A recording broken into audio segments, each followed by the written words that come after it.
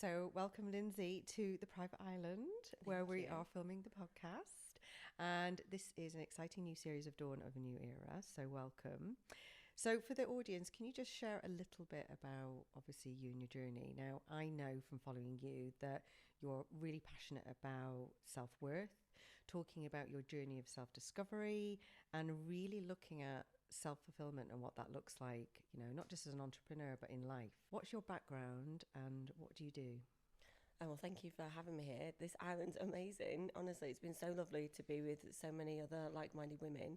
And I think that has been one of the key things is being around like-minded women who the possibilities are endless.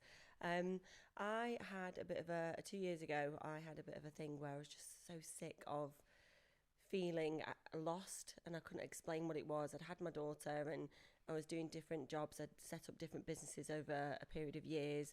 Um, some worked, some didn't. It made a lot of expensive mistakes and I just kept crying. I think, so I suppose, if I'm being brutally honest, and we're going to go straight in, is after my daughter, probably there was a bit of postnatal depression of some kind. But I was like, I'm not a depressed person, so it won't happen to me. But I just couldn't explain the sadness. And then, you've got family and friends that would say, yeah, but, you've got this or you've got that or you get to do this or experience this. And it's like, none of that external stuff matters. It's, I can't help how I feel. I'm not like in charge of it. Mm. I just feel sad. And then I sort of 2 years ago started to do therapy and just really self-reflect. And I think I'd never really done that before. I'd never, like, in any sort of situation, look at the common denominator, and if it was me, I would always be like, no, it can't be me. Like, I You're would, not the problem. yeah, I'm not the problem, and I wouldn't really be very good at taking feedback. Mm. I would be, I'd take things as criticism a lot of the time, and I just thought I'm gonna have to change. Like, I saw the definition of insanity, the who's Einstein. Einstein, that's the one, I should know that.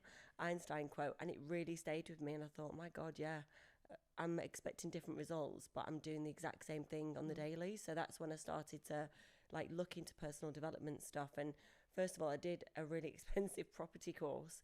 Um, it was brilliant because a lot of it was based around mindset, Yeah. and you were with hundreds of people and they're all wanting a better life, they're all wanting that more, or it was just electric. I was addicted to this environment, and that's been the first thing. And now I do things like this regularly because I think it's so important, especially as an entrepreneur. Mm. It can be quite lonely and isolating, and it's important to have a circle of people around you where you can just, what do you think about this, and am I on the right track, where it's a really open feedback. You're not judging each other.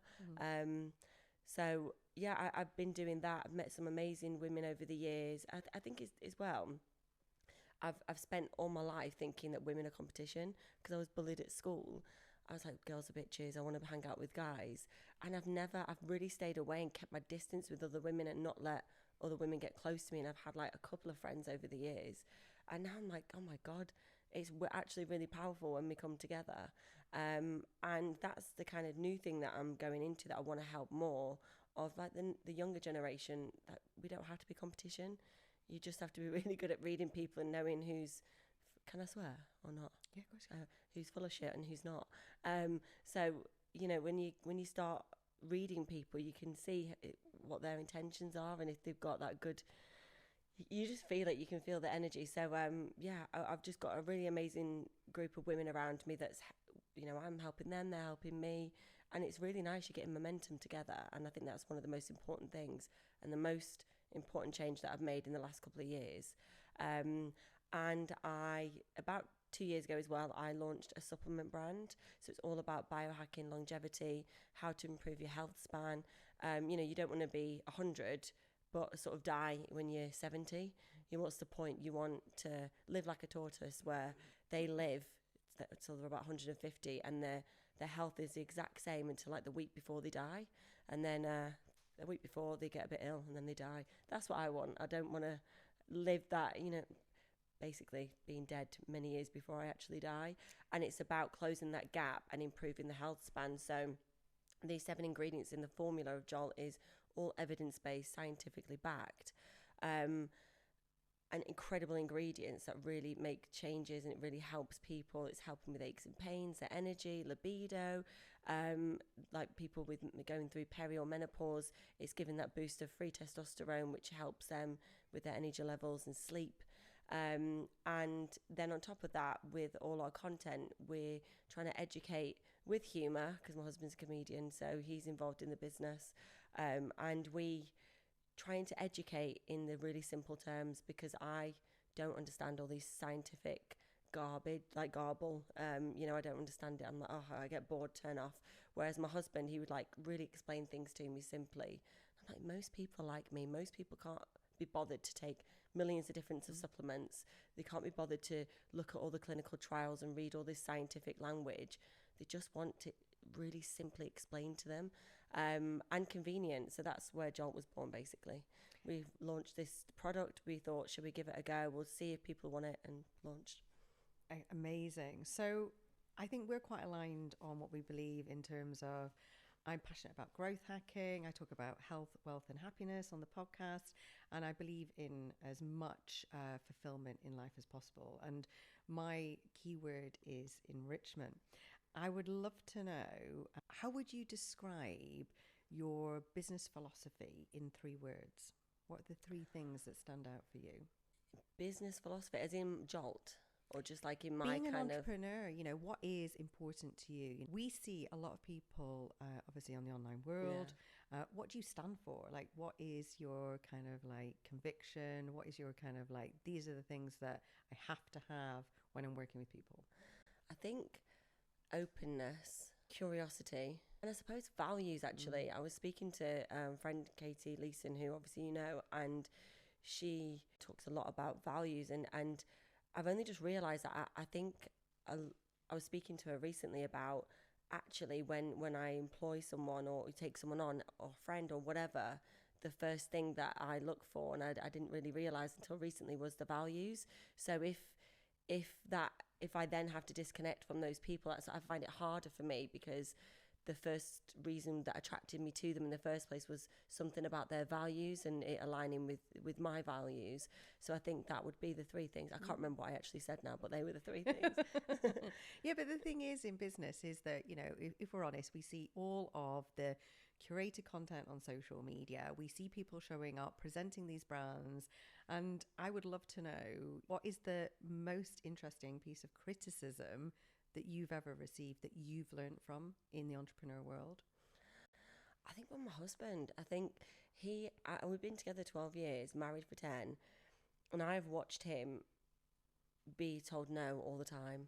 But then to the outside world, they're like, oh my God, he's so lucky, he's so this. And I'm like, he misses so many different family occasions, so many friends' birthdays because of work. And he absolutely loves his work. He loves the challenges. He loves everything about comedy and making people laugh. And I've watched him be so open to feedback over the years, and he'll be like, oh, I don't even, it doesn't bother me anymore. And I'm like, does it not bother you? And he's like, no, I'll learn from it. So I'll take, even though you might think it's criticism, I'll take the learning from that and then apply it to the next time I go again. So it'll make me better, it'll make the joke better, it'll make whatever I'm doing better. And I just remember him saying to me, Lindsey, if you're gonna get to that next stage in whatever you do business, take on feedback. Like, it's not sometimes it's not personal. And then it's learning the difference between the two, whether it's like he'll say to me, Lindsey, when you told that story on that podcast, there's a part that you missed out. Like, this happened and that happened. Like, that would make it punch more. And I'm like, oh my God, yes. So like the next time I say it, I'll do that. And then I've learned now, you can pick up on people's energy if they're aligned with it, or if it doesn't resonate, okay, move on. And he sort of taught me that, because he's so good at reading a room. So I think he's been my main teacher, that just be open to feedback. And if you've got anyone, friends or family, where they're quite critical, it's important to go, that's not feedback, that's just being critical. Like, oh, you mustn't do this or you mustn't say that because I don't like that. Well, that's not my problem, isn't it? If you don't like what I'm doing, that's nothing to do with me. And it's having that strength to put that boundary in place. So that's the main thing I would say that's shifted for me. Yeah, absolutely. And I think the thing is that we talk about this a lot, about the fact that we are exposed in the online space. You've started multiple businesses and not all of them are in existence. And, I believe that that is totally the journey. And what is your feeling about judgment online? We're seeing a huge, huge shift in the way that people are having a voice online, and it's not always positive. There's a lot of trolling that goes on. There's a lot of victimization. How do you deal with when somebody goes onto your socials and is maybe not in the most positive manner talking to you or trying to get you to talk back? How do you manage it? So over the years, like I say, after being married to someone who has a following, I had really mean things said about my looks, but I would be like, oh my God, that's so hurtful. And I remember the first time I cried, and that was years ago. Whereas now I can come at it with empathy and compassion to be like, I actually feel really sorry for them, to actually put something out when you don't know a person, to actually take the time to search it, be annoyed by it, then make a comment on it. That's really sad that there's something, their life must be so empty to have time to do that. What fascinates me is I've got a few friends who have showed me the website Tattle, where they know where they're like, can you believe this bullying goes on? And it's shocking to me and fascinating at the same time that these websites exist where they just troll people. And when you actually, if you were to look at some of the threads, it's sad but hilarious at the same time, where these people are getting so annoyed, get so triggered. Oh, who does she think she is? Oh, have you seen what she's posted today? Oh, she looks like this, she looks like that. Oh, she's a rubbish mom, she's at another event. I'm like, you're not in her house, you're not in her life. How do you know what she's doing? You're just judging them based on what this person puts out online. She doesn't post her kids all the time. It doesn't mean that she's not with her kids. And I think it's about coming from it like you feel sorry for them, because I don't have time to do that. And also, what's hard as well, it's a lot of women bringing other women down.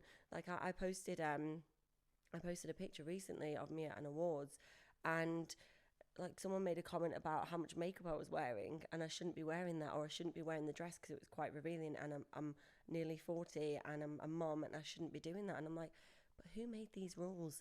I don't live in a world now where there's any rules. I make my own rules. And if, whereas these people live in, obviously, there's a ceiling, that they live with many rules around them. And I think that's quite sad. They'll never be happy. I think that's ultimately what it is for me, is that you couldn't possibly be happy if you're putting hatred out. If you're criticizing somebody else, it's because you're deeply unhappy in yourself. So how have things shifted? So if you think about the fact that you've been an entrepreneur for many years, you've been in business, you've experienced a lot. Now, when we think about health, wealth and happiness, what is the shift, in terms of what we believed, maybe from how we were brought up to what you truly believe and live for now? Well, I think that actually everything we're ever taught is only what our parents were taught, or who we surround ourselves, what they've been taught. And I've had a chat with a few girls this weekend about, you wouldn't get annoyed with, say, your partner if they can't speak French. Going, why don't you speak French? It's so annoying. I cannot believe you don't speak French. Well, we can't be annoyed with someone if they've never been taught that. So again, if someone, and what I've learned is as well, if we're upset by something or triggered by something, it's not necessarily the person who said it to us. We're the one that's putting meaning behind what they've said or the word. They might have no clue that it's offended us.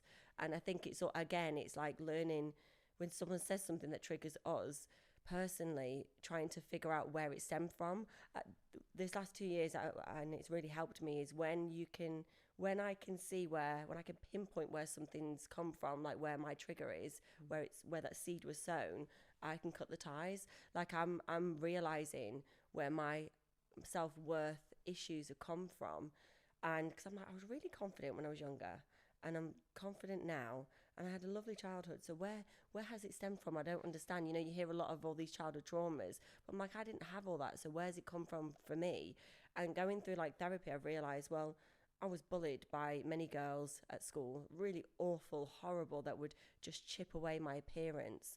And I had a nose job at 16 because of it. My background was Ukraine and Italian, so I had a nose that reflected that. And they just were really awful to me. And I often wonder, actually, do they even know the impact that they had on me because they ruined my life. Like, they ruined school for many years. It affected my confidence. Then when I started going out and I started getting boyfriends, I felt like privileged that these boys would like take an interest in me, because I had such low self-worth, because I'm like, oh well, I'm ugly, I'm this, I'm that.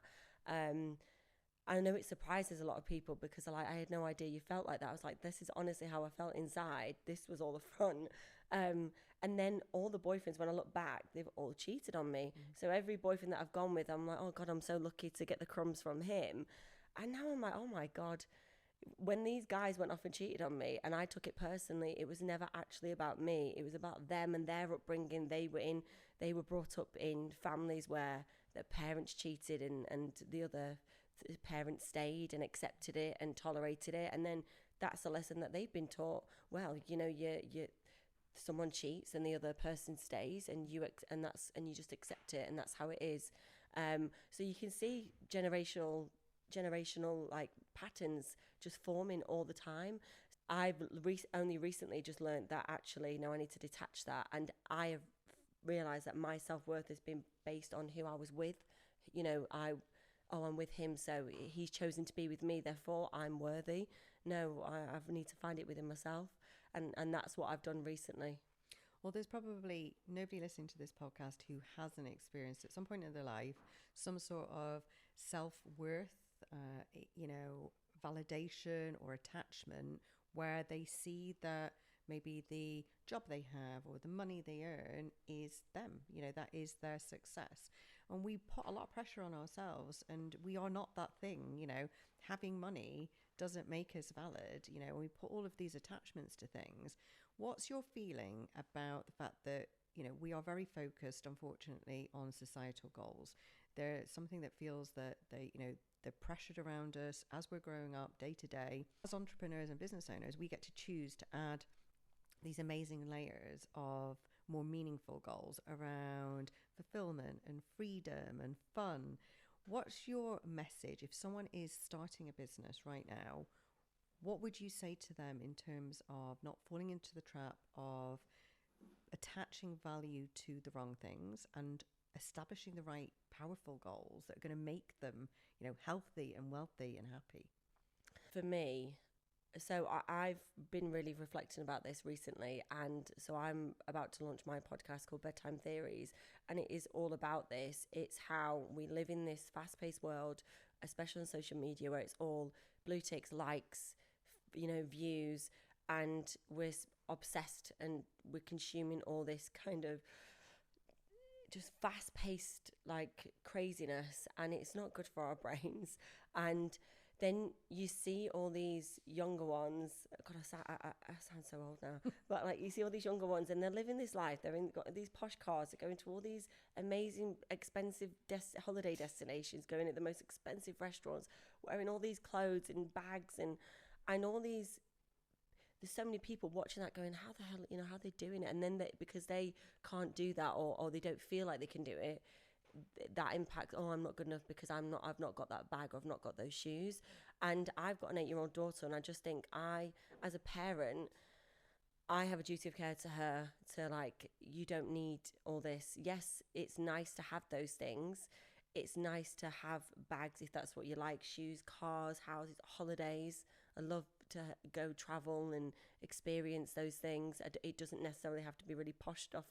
I love doing like camping as well with the family. It's more about the experiences for me. And yes, I have a nice bag or whatever, but I don't buy it to fill a hole.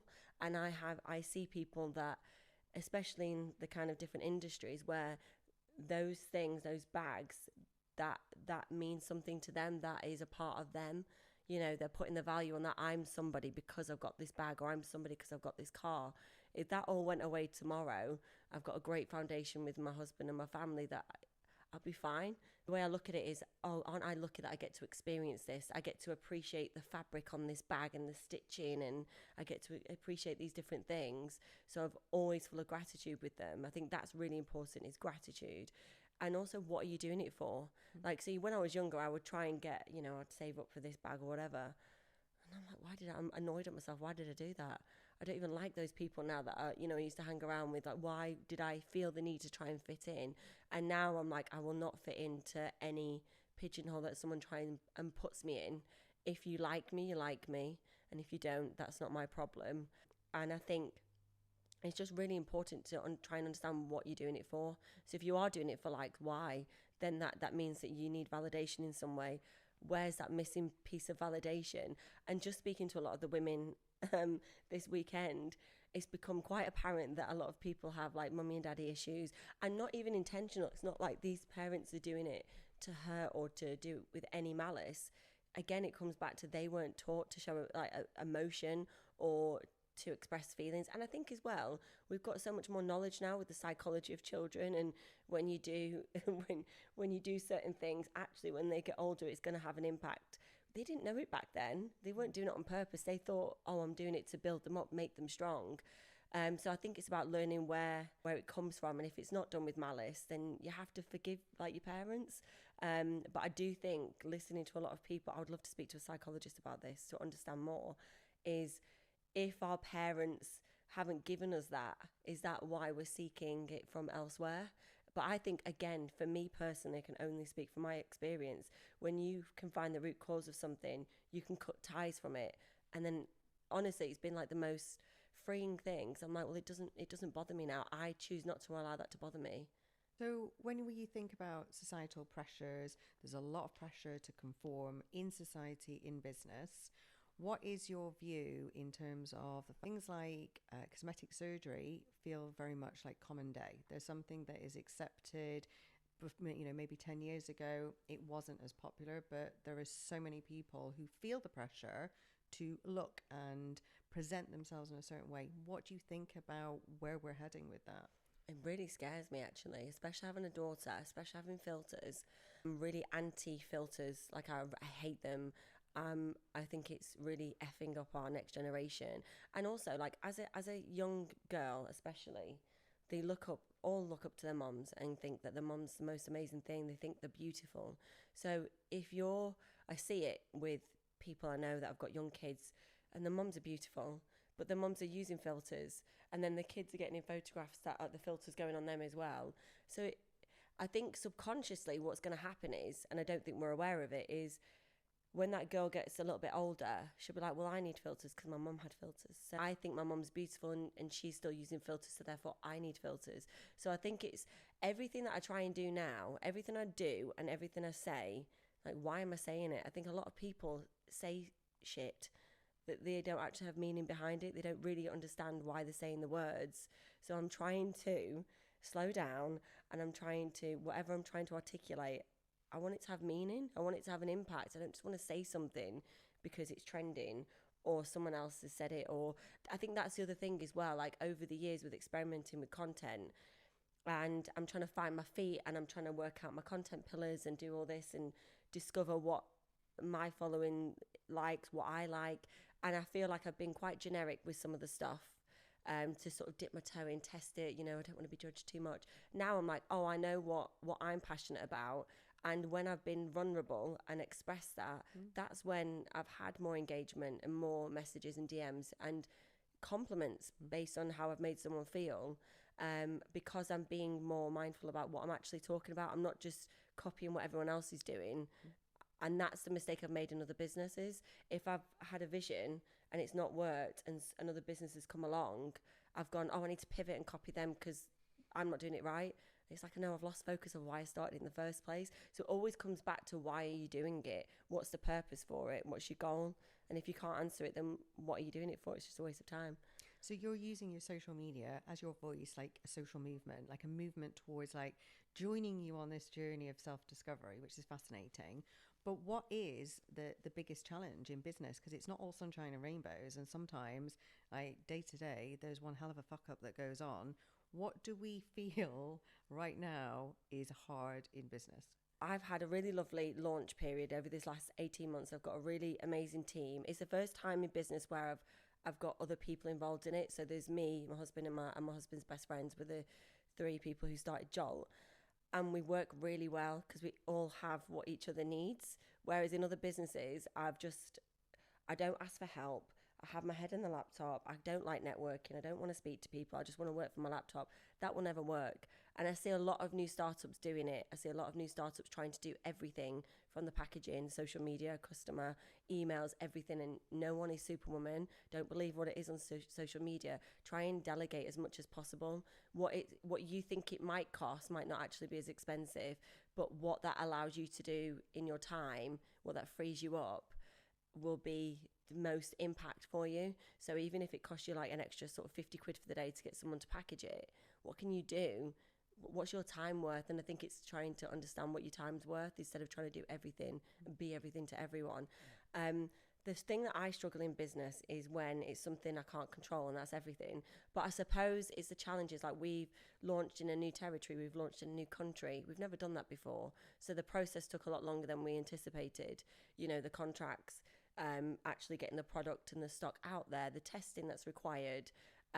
You know, everything's third party tested. Our ingredients are pure. Like, a lot of people are buying from companies where they have no idea where the product's from, the ingredients. And so it was a long process. So that took a lot longer. But, you know, you've just got to, it will happen. So I don't really get stressed about stuff like that because that's what's going to happen. It's more shocking if it doesn't happen. But you've just got to roll with it and ride the wave and find someone that can help you execute it as quickly as possible. So one thing that I think is fascinating is that when you meet someone in real life, you get a real flavour of the personality, and you are funny. So you always have loads of stories to tell. And if you were to share one story, what would be like the most embarrassing story to share with our listeners? I mean, it's going to sound really wanky now if I like name drop, but I've done many, lots. I mean, Russell, my husband, has a whole like stand-up tour on them. There's many things. Do you know, funny enough, it was because I don't really drink that much anymore, but I did have, I would, when I was going to an event, I would have like a glass of liquid confidence. I would have to have a couple of drinks before I go into somewhere. And the most kind of iconic one, in my husband's words, is we got invited to a Princess Trust event, and Prince Charles at the time was having a summer garden party, and I'm terrible at packing. Like, I always pack the wrong things. Like, I'll pack summer stuff when it's raining and winter stuff when it's sunny. And it was the hottest day in London in like years, and I'd taken the wrong outfit. I'd taken like a nice suit. Like, I thought I'm going to be this big boss, like, suit woman. Oh my God, it was horrific. It was too hot. I was just sweating. So I had to get like a t-shirt dress, which was not appropriate for the occasion, but I thought I'm going to be cool. So at least, as in cool temperature, not cool as in I look cool. Went to the garden party after my liquid confidence. I had a couple on the way in. And the rules were like, you know, you've got to sort of wait to be spoken to. You're all in your circles, and he'll come to you. Just, you know, have a chat, see how it goes. I'm like shaking. Oh my God, I'm meeting royalty. I'm not worthy, you know, that's where that comes into it. And then we go around the circle, and he comes to me and my husband, you know, I'm chatting, getting involved, and off he went. And my husband was like, well, great, we didn't fuck up, well done. And then I said, I'm just going to go and grab my bag and my drink. So I was like, I'll put it in a bush somewhere. So I went to grab my champagne and my bag, and then the crowds were gathering. So I was like, oh, excuse me, babe. And like, move. I don't even say the word babe. I don't even know where that came from. And I said, excuse me, babe, moved someone out the way, grabbed my bag, turned back, and everyone was like that. I was like, what's happened? And I couldn't understand what had happened. And I'd basically grabbed Prince Charles by the love handle and physically moved him out of my way. And it was just the most horrific moment. Like, the security was alert, you know. And apparently he was fine about it. He's got a good sense of humour, apparently. But I also did another thing. I don't know whether I should say this, but the Princess Trust, like, Russell was like, I'm really sorry that Lindsey did that, because obviously it went around the group, and Russell forwarded me the response. Well, I thought he forwarded me, but he just replied and copied me in. So I actually responded to that email, and I did swear. I was like, oh, because he said, I'm really sorry about this, you know, hopefully we won't get banned from any occasions ever again. And they responded going, oh yeah, no, it'll be funny, he's fine about it. So I responded to that email going, oh, thank F, they've not, you know, I've not been cut out. But I responded to everyone at the Princess Trust. So Russell was phoning me going, Lindsey, what are you doing? Like, you're just ruining it for me. Like, we laugh about it now, but that's probably one of the most embarrassing things, yeah. So, oh my goodness, I'm in tears. So if you think about your business journey and you think about the highs, what has been like the funnest thing that you've done in business? I think finding myself, I think actually doing the stuff that I've always wanted to do. I'm really proud of myself. And I think as a society, we're taught we can't self promote. We shouldn't sort of give ourselves a pat on the back. Why? Like, Americans are so good at that. And I think there's nothing wrong with it. And I think if you've got people around you sort of saying, oh, you shouldn't do that, or you sound big headed, well, that's just their limitations and how they feel about themselves. I just think there's so many people that want to do things and want to change their lives, but don't know where to start. And just don't feel like they're able to, or they've got the capabilities to do it. You know, you hear a lot of people coming from, like a friend of mine who came from like a council estate was like, oh, we can't do that. It's not, we don't do that where we're from. And it's like, but that's, you're not where you grew up. Like, you can change that. And I think it's learning that you do have the power to change. And we're just, especially women, like, we are really powerful. We give life, like, we have a portal for life. Like, we're so powerful, yet we don't act like we are, and we are. So when other women come into force together, like, we're unstoppable, and that's what I love. So what's one thing that you believe or you're passionate about in entrepreneurship that others don't, that like is the complete, you know, juxtaposition to what society or people think? Again, it comes back to what you're doing and why you're doing it. I think, again, recently this year, I'm like, what do I like? And do I like it? Or is it because I've been told that this is what I should do, shouldn't do? By school, by ex-boyfriends, all these different things. And it's just learning who I am as a person and going, no, I actually don't like that. So I'm going to say no. Like, no is my favourite word now. If I don't like something, then I won't do it. There's a group of friends that we're in, and there's a friend of a friend, and they were like, oh, do you want to chip in to buy some flowers for her? And I'm thinking, well, I don't like that person. I don't like her values. I don't like all the side digs. And I just said, no, I don't want to contribute. They were like, why? And I said, because I just don't. I don't have to give reasons. I don't have to justify myself. You don't have to. If it makes sense to you, that's good. You're not hurting anyone. You've got good values. You don't need to justify yourself. You need to stop that. And have you ever had a situation where someone has made a judgment about you that you have struggled with, or had a situation where you've met somebody maybe from the past that's triggered you? I think I get it quite a lot where because I was in property, so I sold my first business and a car to fund my first property. But when I started posting about it, because I was looking at working with angel investors to fund my future investments, so I started posting about what I was doing. You'll get people going, "Are you showing off?" It's like, no, I'm not showing off. It's a business. I'm trying to give someone a return on the money. If I don't put myself out there, how am I going to get business? Like, it's ridiculous. And then people would go, "Oh, what are you talking about? Like, your husband's bought you that," and I'm like, I did that. I want a bit of, now I'm like, oh, I don't need that validation now because I know the truth. My husband, everyone else that matters knows the truth. So I don't need to try and convert everybody else. But I still get that. I still get people saying, oh, you've only got that because of your husband. If that's what they want to believe, then that makes them feel better. It makes no difference to me. And I remember I trained for a year or a couple of years to do makeup. I got a makeup job.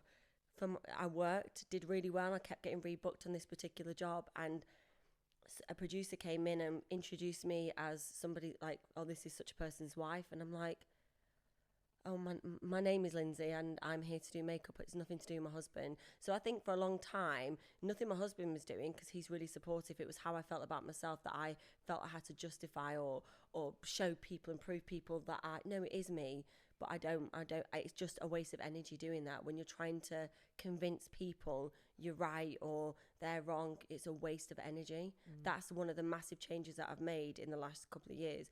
I've removed myself from gossip, removed myself from drama. It is a choice. I've actually learnt this. You can participate in drama and you don't have to. You have a choice. So I would evaluate your surroundings and do a life audit. Who drains you? Who makes you feel good, and put boundaries where's necessary. Yeah, it's about being unapologetic, right? Yeah. So people love, and I'm always fascinated with this, because I talk a lot about, obviously, health hacks, wealth hacks, about my passion for buying gold on a Friday, also about experiences enrichment. What are the top health hacks that you do day to day that just keeps you happy, healthy, and wealthy?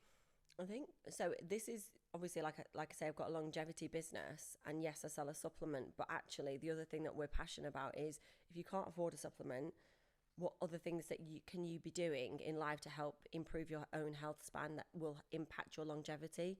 So stress, stress is a big thing. Sleep, movement. Are you moving? Have you got a form of exercise that you like? I hate doing exercises. I hate doing cardio. And I spent years trying to compete with the others. Well, they're doing that. They're getting up at 5 a.m. I need to do that.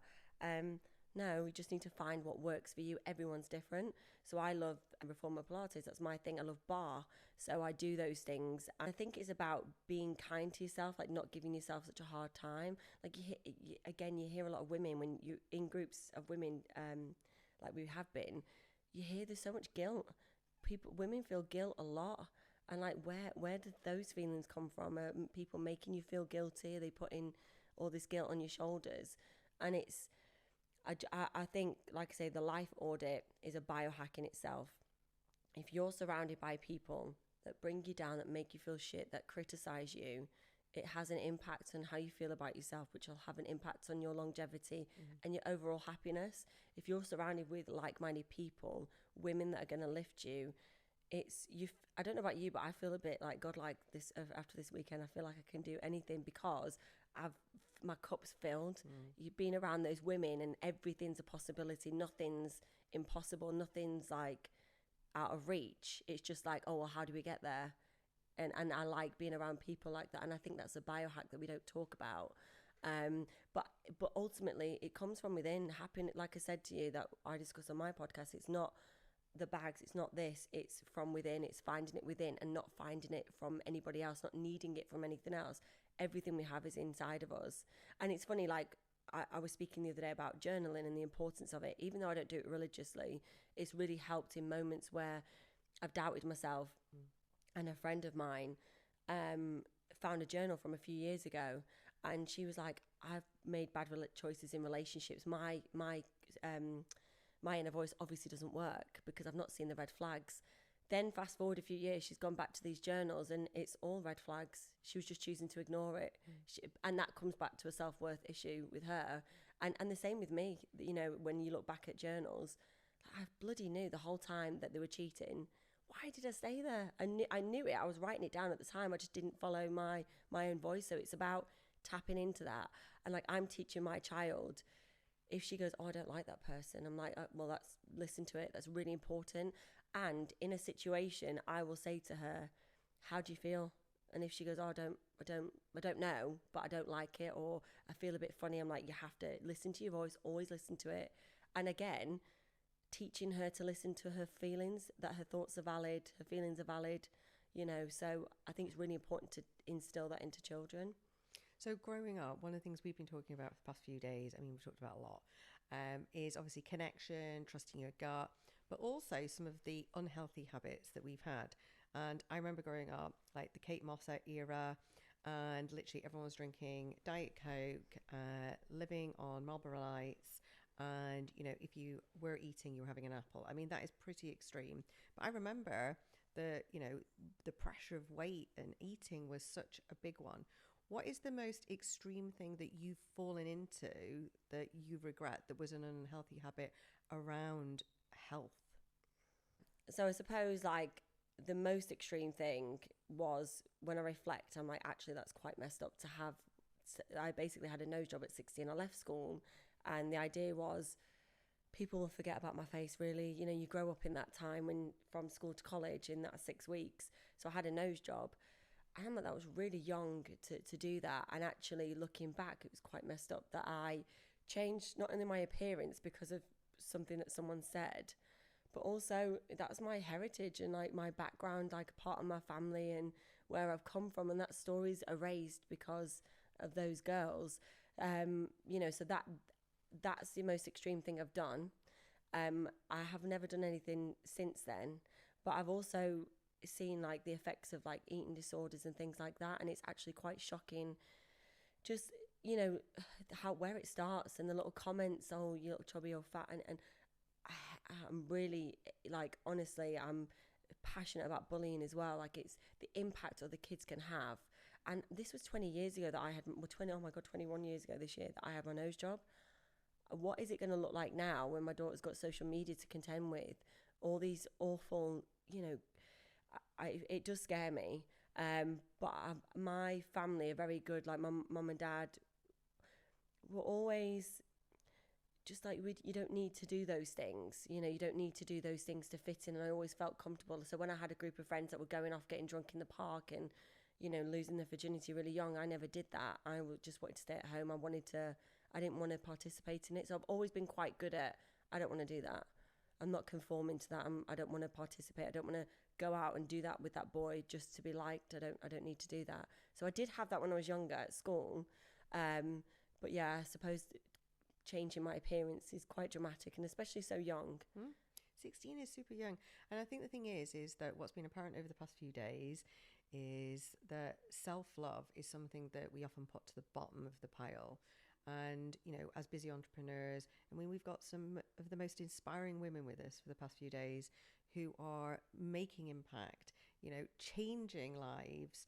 But for some reason, there is this disconnect, there is this gap of what they feel about themselves because they're putting other people forward.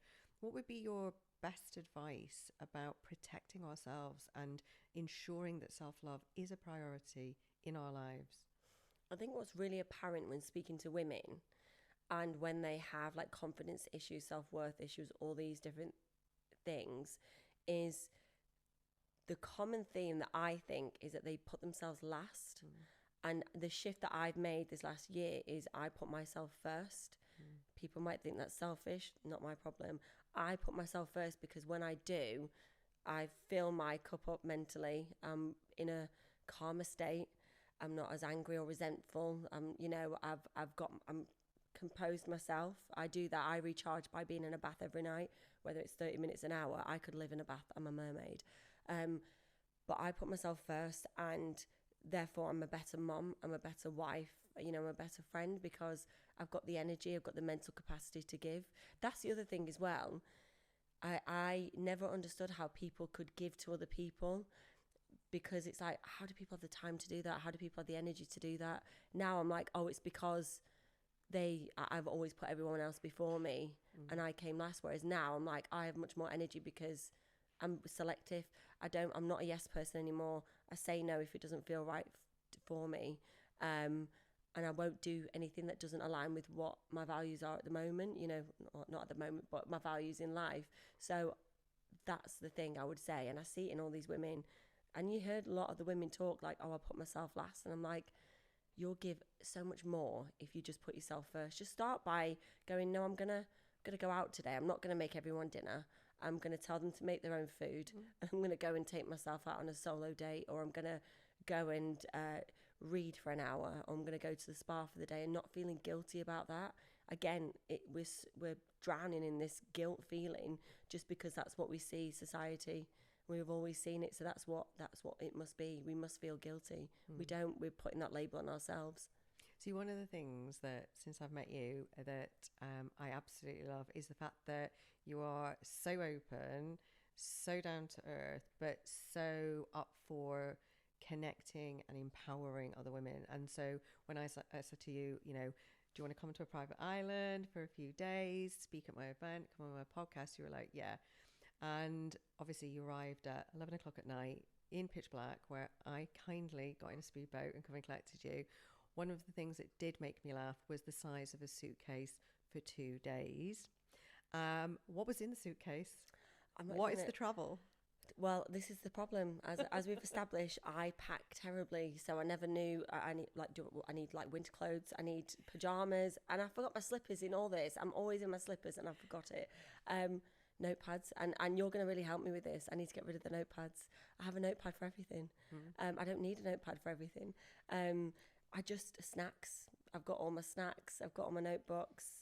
Lots of makeup, more makeup than I actually need. All your creature comforts. Face masks that I didn't even do because I didn't have time to do it because I was staying up late chatting to all the girls. So I just bring everything that I need, and I don't need half of it. Well, it did make me laugh because at one point I was going to check whether you were still alive because you've been in the bath for approximately 3 hours.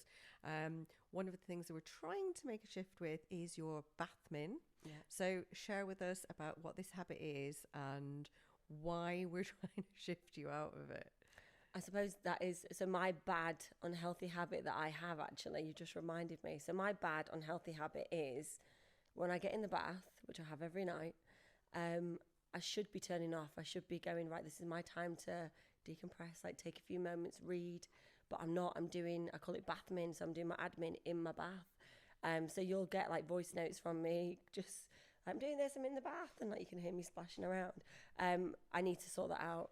Because I think, because I'm so good with my phone in the day, like if I'm with friends or family, I will not be on my phone. I hate my phone. I actually hate it. Can you share who you won't voice note when you're in the bath? Because this made me laugh yesterday. Well, men really, because I just thought they might think, well, why is she sending voice notes in the bath? It's not really appropriate. And then, because I do have men voice note me, or like send me messages, and I haven't got the energy to type, so I'll just voice note them. And I'm thinking, imagine if they were listening to my voice note while they're sat next to their wives. They're going to be like, why is she voice noting my husband in the bath? It's like, it's just where I live. This is the only time I live in the bath. I'd live in the bath if I could. I'm getting that about you. So it just calms me like that. I think you've got to find what makes you calm and then run with it. Absolutely. And I think the thing is like in life, there's no right or wrong. There's just like, if something is feeling good, I feel that maybe doing the admin at the last point of the day is maybe not the most healthy habit, but things can change. So if people want to come on this journey, which I encourage everyone to do, because honestly, you've not even seen the half of what Lindsey's got to share. She can talk, and she has a lot of stories.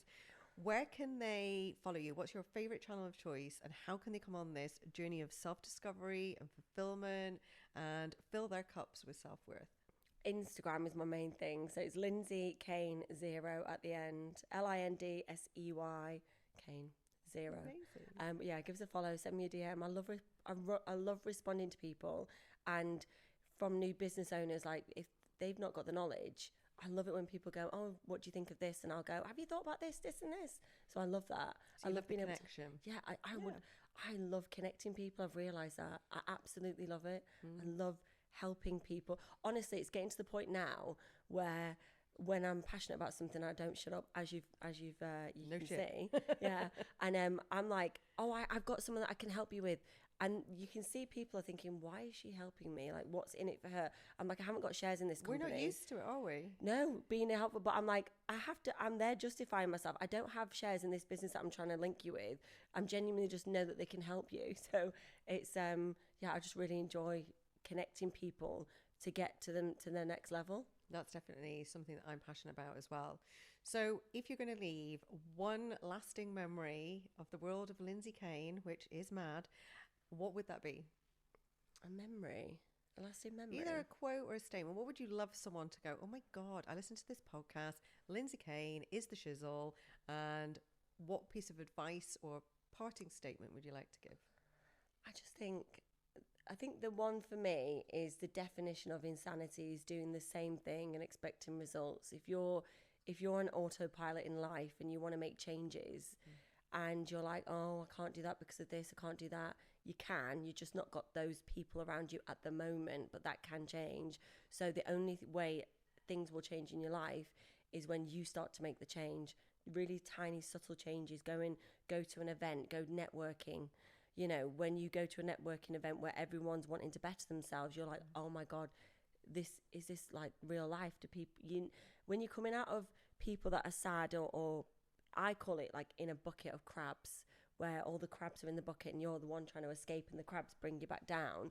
When you get out of that bucket and there's a whole world, it's like, oh my God, there was never a ceiling there at all. I've been in a box my whole life, basically. So it's about, to change your life, you have to make a little subtle changes and then things will start to fall into place. Amazing. That's my mantra. Thank you so much. It has been a blast to have you on, and I'm excited to see where you take this movement, and I know you're so passionate about it. And I think one of the things that's so refreshing is the fact that you will go deep on these topics, and I think we need to hear them, because as women in business, we all kind of present this look and feel on social media that everything is fine. It's almost like the swan, everyone sees us from the top, but, the feet are kicking underneath. I think it's important as a message, and I'm delighted that you're going to take this on and really kind of invite others to have a voice with you. So on social media, obviously you're always replying to people. What can we expect in the next sort of 30 days? What is coming in the world of Lindsey Kane? I think just leaning into that vulnerability. I think for so long we are conditioned that vulnerability is a weakness and you've got to be loud and shout and I've come away from all that now. I don't feel the need to prove myself right all the time or say my piece. I'm just like, oh, okay. Whereas I used to be really like that, have kickoffs over anything. Like in the drama. Yeah, it was the drama. I'd love to know the psychology with that. Are we getting a dopamine hit or whatever to why we get addicted to that drama? I think there must be something around protection as well, like that we feel we have to protect. Yeah. So having a voice and sometimes being loud and being heard, I suppose. Is that as being heard? Whereas somewhere standing in your power and actually not saying is often the louder than actually speaking. But I think it's like, it's always where we don't tell people don't tell people too much. Like, why? What are we hiding? Like, I'm just a human being. Everyone else is going through these things. The problem is everyone yesterday when we heard the women speaking, I bet if you asked, they would all individually say, it's just me. Because they'll look at the one next door going, oh, they're really confident. It's just me that feels like that. No, we're all, as we established yesterday, we all have an element of it. So we're not alone. It's actually more common to feel like that than it isn't. So I think it's about being kinder to yourself and being vulnerable. There's nothing wrong with that when you're around the right people that will embrace that and help you come out yourself and flourish. So they're going to see you on socials. They're going to see your new podcast. Yes, got that coming. What's the third thing that we're going to see for Lindsey then in the next 30 days? I suppose just being more unapologetically myself and being vulnerable and just sharing more of my stories. I've never really shared really personal stories. If I'm like talking to the camera, it's all quite generic, mindset, all these kind of things. And I'm like, no, I want to be more specific on why I got to where I am or why I'm doing what I am doing. And, you'll get people going, oh, you shouldn't talk about that. I know I bumped into an ex-boyfriend a few years ago and I'd made a comment about him and he was like, you shouldn't be telling people that. And I'm like, well, I'm not lying. Like, you are that person. Like, when you are that person, if you don't want people to say those things about you, then don't treat people like that. Don't do the thing. Don't do the thing. Like, don't be a dick, So I'm like, well, do you know what? These people have caused me pain. It's led me to where I am. It's probably one of the reasons why I'm an entrepreneur. I'm like constantly trying to, I'll show you. So I'm not going to apologize for that. They shouldn't have done it. And the bullies, Sean was like, a friend of mine was like, maybe write a forgiveness letter to them. I'm like, absolutely not. I'm going to talk about this and I'll turn it into some form of business to help others. Like, I'm not going to, this is not going to go to waste. I'm going to use it to help other people. Yeah, to inspire. Yeah. Absolutely. No apologizing. Yeah. Brilliant. Well, thank you so much. Thank you. And if anyone wants to find out more, you can find out more behind the scenes, and you can also catch up on some of the stories that we didn't share on the live broadcast on the Patreon page. So thank you very much.